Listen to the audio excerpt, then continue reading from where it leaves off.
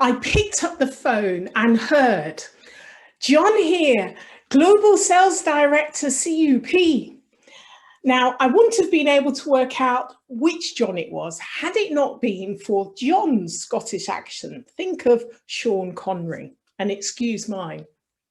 So he continued, John here, Global Sales Director, CUP. We're losing out to new incumbents and must turn this trend around. Welcome to Growth Hack, your best customers in a COVID world.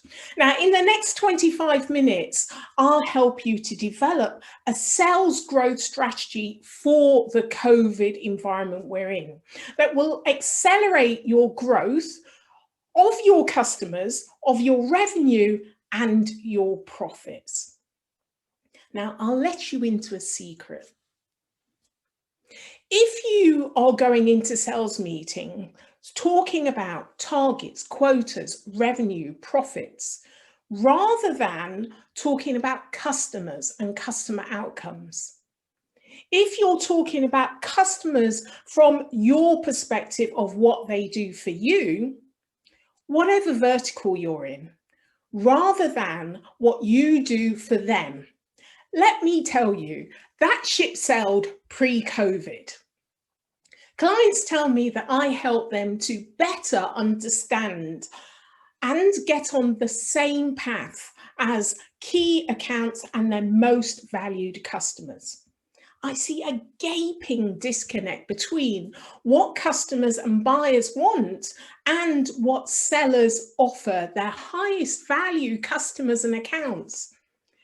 This is backed up by research. So according to Forrester, what buyers want differs from what sellers deliver. 74% of buyers value sellers who pivot meetings to discuss what the buyer wants to talk about rather than just another blind sales pitch. 75% want sellers to show how their products and service drives business value outcomes. So there's a lot to do here. If you can close the gap between what the buyer wants and how, not only what, but how you deliver, you increase engagement and deliver on the expectations and increase revenue.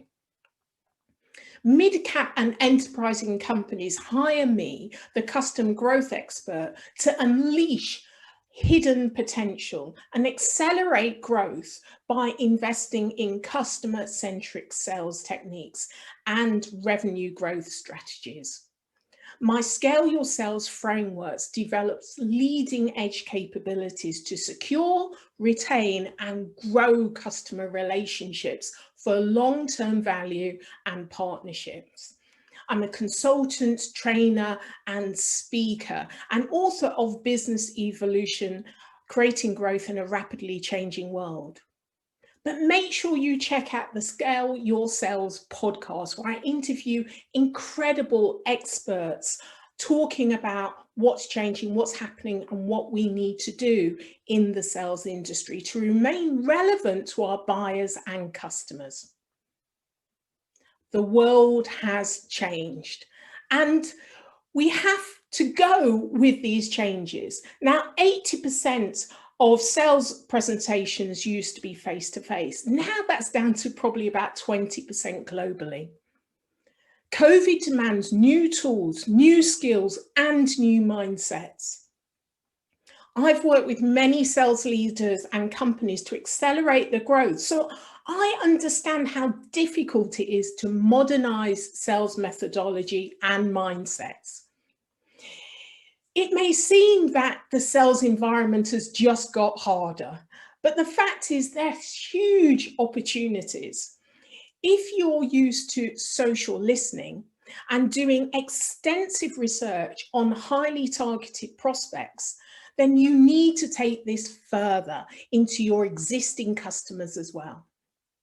If you're not doing this, this is a skill you have got to learn. People are on the whole working from home in a fixed position. And if you've done your research, They are more accessible and open to finding solutions to their specific pain points. Unlike the traditional sales methodology, virtual selling models increase customer engagement and make it easier to receive information, place orders, arrange quick delivery, enhancing the customer's total experience. It doesn't matter whether COVID is here to stay, your customer habits and buyer behaviors have changed, and they're unlikely to revert back. Everyone is searching for an answer. The question is, do you have what your customers and buyers need and want? So let's get into it now, and I'll be sharing my presentation with you. I'm going to go through 3 elements of the Scale Your Sales framework, 3 critical areas you need to work on right now. Customer experience, or CX, or more particularly, buyer experience. And then secondly, 80-20 from Pareto's principle. I call this the focus strategy. And finally, retention over acquisition. Customer experience or buyer experience. Today's B2B customers is tech savvy. They're digital natives who seek the B2C, business to consumer like experience in the day-to-day B2B operations. Companies that prioritize customer experience generate 60% higher profits than their competitors. And then the Walker study found that by the end of 2020, customer experience will overtake products as the key brand differentiator. Therefore, customer experience is a critical part of the sales process. So why focus on buyer experience? Well, first, you must understand the specific experience the buyer has. If you want the buyer to become a customer, or you want your customers to increase their investment of budget or share of wallet. Secondly, you must meet them where they are, and then you can move them through the stages of buying, the buying process. Thirdly, you must understand what are their expectations and what are their drivers, whether personal or professional, in order to satisfy them. What fuels a buyer is the fear of making a bad decision and also the ease of making decisions. So you must know their interests and protect their interests. And by the way, every buyer is different that sits in the decision-making service. Oh, a note to self, Gartner research now says that the decision-making unit is 14 to 23 members. This is also made up of the COVID committee that's risk averse and spreads risk to ensure it's impartial. And this is done through demos and value propositions, really proving your worth, so that you understand the individual's specific pain point, can ease the relationship and meet them where they are, educate them along the purchasing journey. Now, emotions play a really big part here in terms of building trust, but also translating the experience. We do not say, I think I had a great experience. We say, I feel as though it was, I felt it seamless, or I felt it was easy. Research by Gartner identified continuous improvement conversations increase account growth by 48% and increase the likelihood of maintaining the same amount of spend by 94%. Based on the availability of online data, you can get a clear idea of what the customer and buyer wants and take adequate steps to ensure you meet these needs. Your starting point is understanding the journey your customers go through to transact, business to transact with your company. Map out the customer or buyer journey and also all the touch points where you can significantly add value and improve the conversation and experience. If their investment is giving the buyer the purchasing experience they want, then you can give the customer the post experience they want. Now, sales is not a transaction. It is an experience, and it's really important to understand that. This is no less true with the buyer experience. So I'm going to share with you a conversation I had with Jennifer Wawaro, who is the Chief Commercial Officer of Dirt. This was in the Scale Your Sales podcast. And we were talking about, you know, the changes that COVID has had on the business.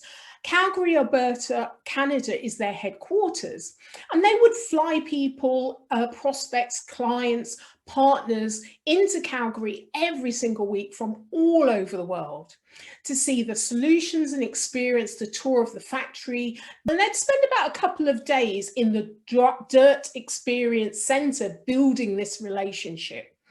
So they had to take the Dirt experience that is really personal, said Jennifer, and interactive and very much tailored to whoever is visiting, and then flip it online. But Jennifer said, this is really like visiting the zoo. You know, you can do it online, but the experience is really different when the animals are just there in front of you. Now, this is a really big transition. And, you know, some salespeople are naturally negative about it because the Calgary experience is really special. And so they had to really work hard to bring the whole team along the journey and figure out what really worked. So they recorded the factory tour, and what didn't work was the voiceover. So they had to narrate the recording so that the salespeople, anyone could really help live the experience by pausing for questions. They had to navigate the experience for the partners that are so critical to the business as well. So people tried the virtual meetings and virtual experience, and it's really important to keep them engaged because we're all fed up of being on our computers. So we really needed to add in an extra level. So, you know, you can tour many of the Dirt experience centers now, whether New York or Chicago. Post-pandemic, this is a real opportunity because customers have many more experiences that they can tour. So you need to think about what are the opportunities for you. Let me play you the video so you can have a look.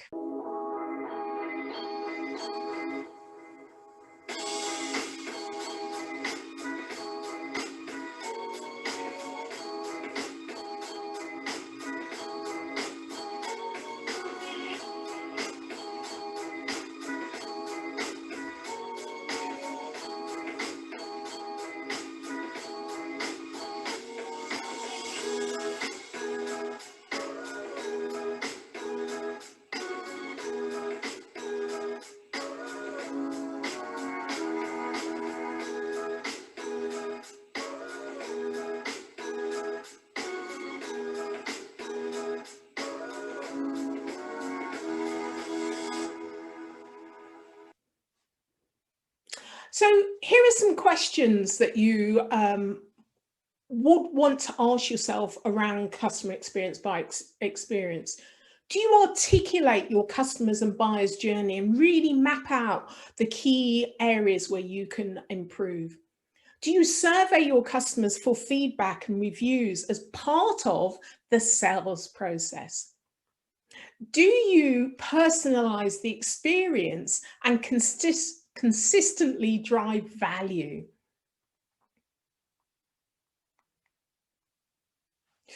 So let's talk about the 80-20, the Scale Your Sales focus strategy. Most sales organizations focus 80% on acquisitions and 20% on retention. Why? Because sellers' default training is about prospecting and closing deals. It's always been this way through sales training, and it's really their focus. Now, if you're in an industry with fierce competition, you should spend 80% of your energy on retention and only 20% on acquisition. Really important difference here, because Gartner's research says that 80% of your company's future revenue will come from 20% of your existing customers. Knowing this, I help companies to identify and nurture this 20% of what I call most valued customers. You must identify and get on intimate terms with your most valued customers, because they are the major contributors to your revenue stream now and in the future. So, we've got to really recognize that not every customer is equal. And companies make the mistake of assessing, their key customers based on the highest current revenue generating customers. Now, remember that, 5 years from now, your top 5 customers will not necessarily be the top 5 customers you have today. So whatever vertical you're in, that may be in 2 years, 5 years, 10 years. So let's look at the largest companies and best brands, 15-year time span. You can see here Coca-Cola's at the top, 2001. And let me just fast forward. Okay, we're still Coca-Cola. This is 2012. Let's kind of fast forward a bit. We've got Apple, they're kind of zooming ahead. Now they're in first position. Right, there we go, Apple. Do you know who your key customers and most valued customers are? These are your 10 to 20% of customers and accounts that make up 78% of your existing, and those that make up 78% of future revenues. They are the customers and accounts that have the greatest alignment with your company's strengths. This is your people, the technology, the culture, and the products, with the highest possible mutual opportunity of growth. Once you have identified these key customers, now and in the future, you have a sustainable, future-proof revenue stream. Scale your sales framework strategies help you to do this. So a focus on 80-20 not only guarantees at least 20% return on investment, but also future-proofs your revenue stream. 80-20 is your sweet spot of what you do best for whom, and how into the future this is your core strength and your competitive advantage. So I worked with a company that had never segmented their customers by strategic or potential growth, and they were in a declining market. They weren't quite aware of that, because many of their clients that had long-term relationships were retiring, and so the market potential was declining. Once they actually saw this, how unprofitable the future is after doing some work with me, we started to turn that around and look at what strategies they need to be in place to make sure that they remain sustainable into the future. Part of that was really understanding their customers. We changed what they do, and their revenue potential changed as well. So let's look at some of these questions. Now, are you identifying your key customers, where they're going, and also looking at future-proofing them? Does your company's strength create competitive advantage of your key customers?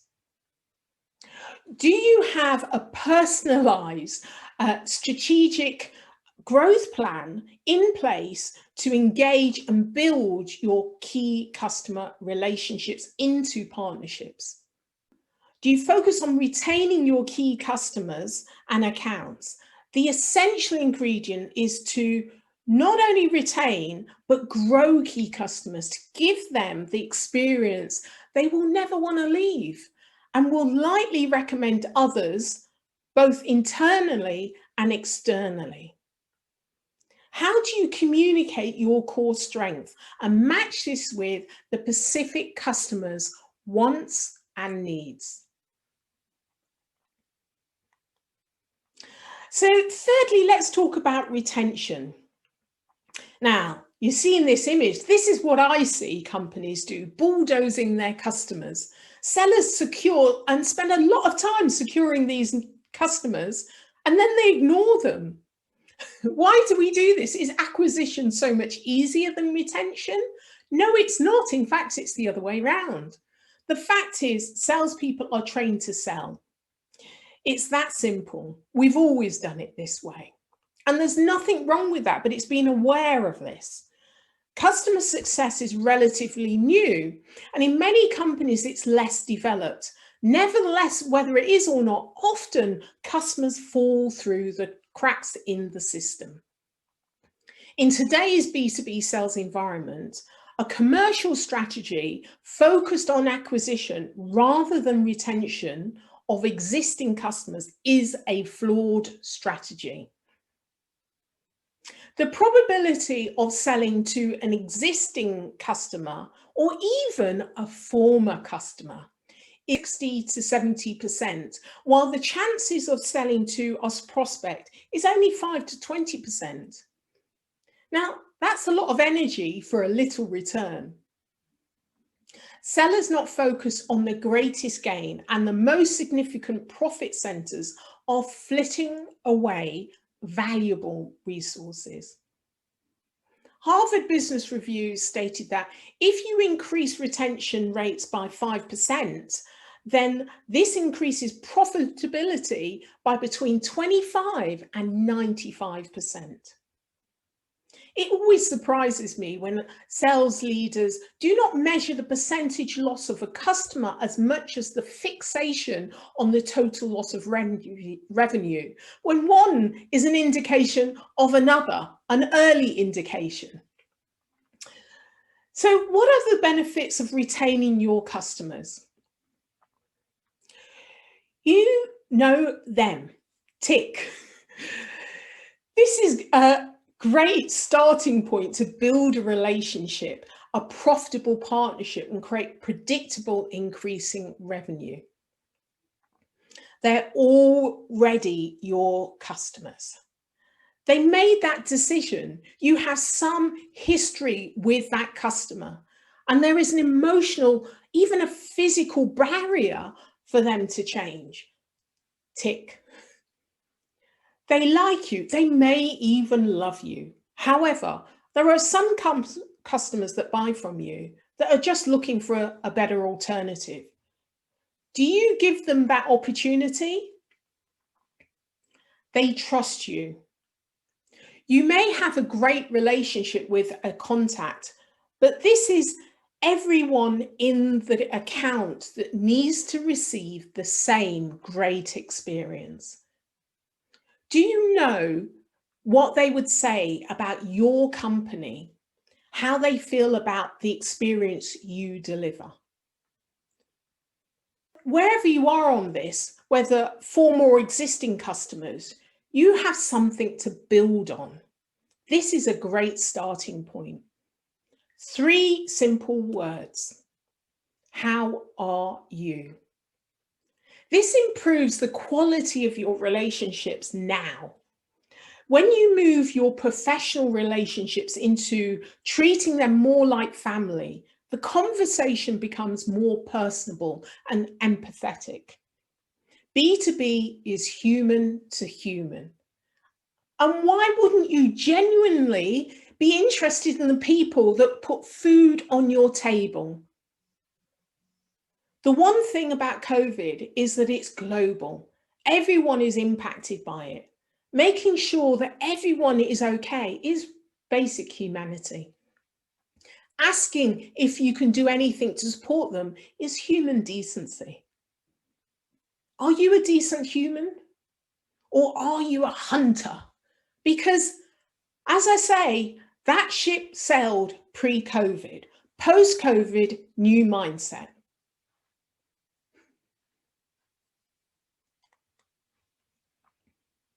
A retention strategy enhances customer lifetime value, revenues, and profits.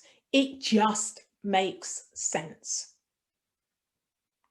So here are the questions you need to ask. Do you measure your retention rate and churn rate? Do you know how many key contacts you should have in each of your accounts? What is the relationship value of your top 10 and 20% of key customer contacts and accounts? Do you know the financial impact that improving a key driver will have on your revenue and profits? Really important questions. So visit the Scale Your Sales website and take the Scale Your Sales Customer X quiz. This will help you to get consistent growth from your most valued customers. It will help boost your key customer experiences and also satisfy your buyers' needs, and so you're increasing your sales revenue. Who wouldn't want that? So go to the scaleyoursales.co.uk website. On the homepage in the middle, you'll have the quiz, but at the top right, you can also schedule a consultation call. Janice B. Gordon, John here, Global Sales Director, CUP. We've done it. We've managed to upsell the client 20% to 3 million. We couldn't have done it without you. And I can tell you, we thought you'd lost it. And he did say that to me. We thought you'd lost it when you said we need to go into a war room. John said that the team worked on the Scale Your Sales Customer Strategic Growth Plan. This helped them to build deeper relationships and a breadth of relationships as guided by the plan. It gave them the specific buyer wants and needs and how to communicate that. It got them access across the company's functional areas and helped them to personalize the plan through the meeting in the war room. Focus on delivering an excellent customer experience to retain your most valued and key customers to see consistent, accelerated revenue growth.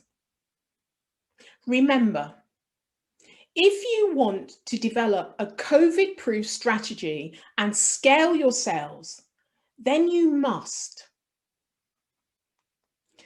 create a customer experience that your buyers want. 80/20 your most valued customers and accounts. Create a Scale Your Sales customer retention plan. There is no secret. If there was a secret, it would be to growth hack your best customers and scale your sales. Thank you.